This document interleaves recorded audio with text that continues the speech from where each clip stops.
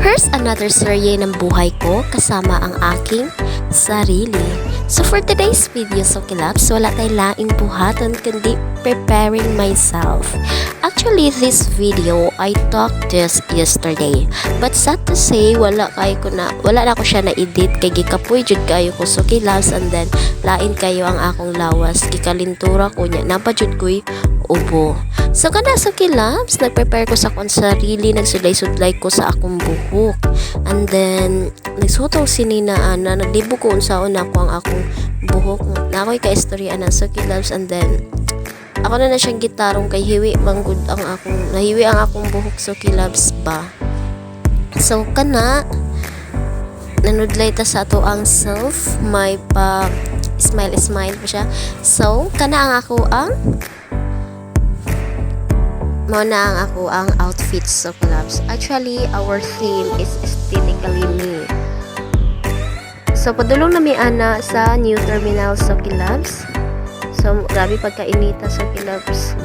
Padulong na mi ana sa venue sa moang nya.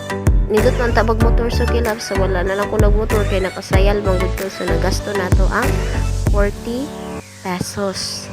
So nakita niyo sa kilabs, daghan jud kaayo og estudyante. Grabe pagkaiga nga ana so kilabs.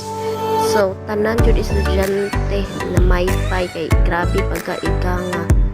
So kana sa kilabs kay kinaunhan pa siya mga intermission number sa Sinaglahi Performing Arts na may pay na dito ako mga classmates so kilabs. Take it.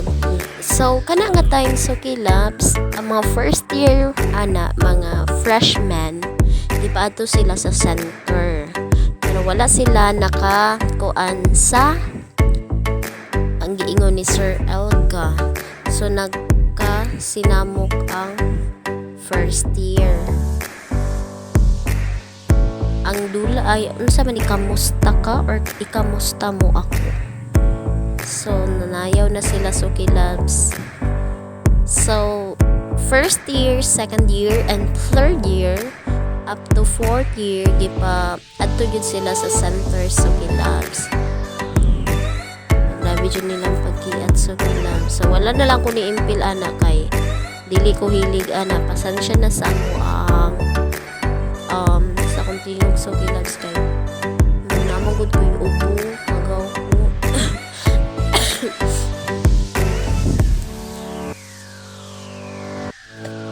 So kana is wala pa gid siya na human ni kanta pa si ma'am ana.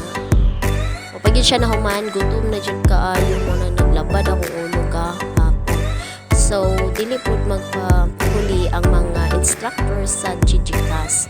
So napud sila ilaha. So kana nga time na nga gyud